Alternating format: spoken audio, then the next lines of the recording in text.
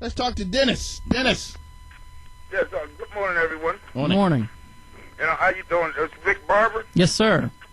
Yeah, okay. How you doing? It sounds, I like to say, starting off, first, you say you're running as a Republican, right? Yes, sir. You're the first Republican that I know of, and I've been researching them over a year on this issue with politics, that has said that Obama came into office. It's not that he actually lied. It's the fact that when he got into office, he found out a lot of things that he didn't know as a candidate.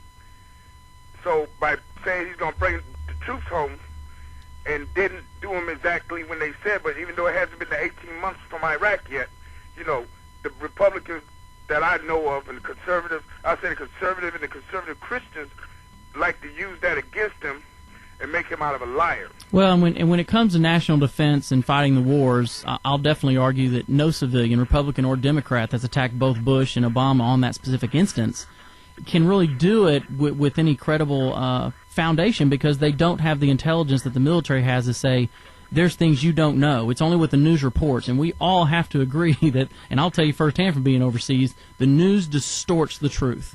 And they do it to make it sexy. They do it to make it so it sells headlines, but it's not always the truth, and they get us caught up in it, and we make false decisions about people. Right. They do their dirt for ratings. Yep.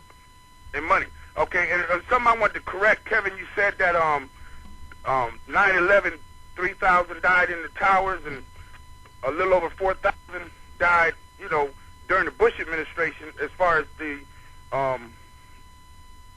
Iraq war or whatever. Mm-hmm. Okay, let me make a little correction on that.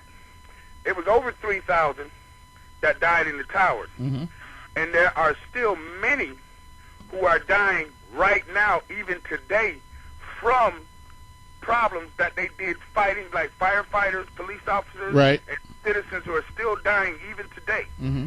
And one thing I don't like is that people who follow behind Fox News and Ann Kotler, who actually said that the widows of 9/11 were witches for trying to gain money over the deaths of their husbands and things like that.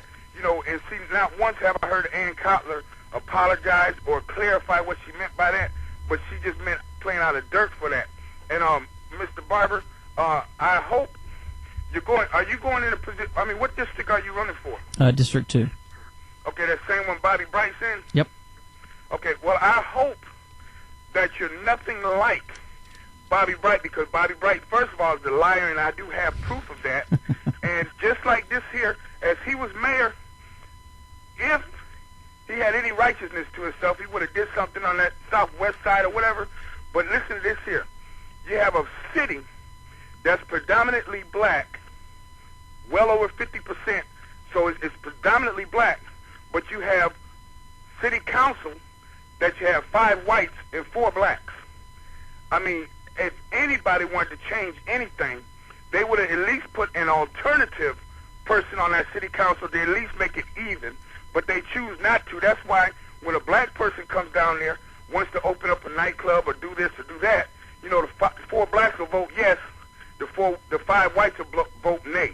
Okay. Well, that's not exactly true, because I'm down at Dole City Council, but he's not here running for the city council, so that's. I understand. I'm just saying. I'm just laying the platform of what Bobby Bright was all about. And lastly, I'll say this here: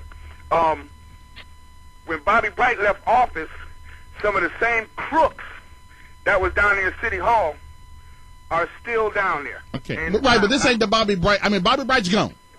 And I'm just saying to Mr. Barber, I hope he's not like him, and I hope that when you get in office, that you'll get some of these crooks out of office. Okay, all right, appreciate it. Let's talk to Chris.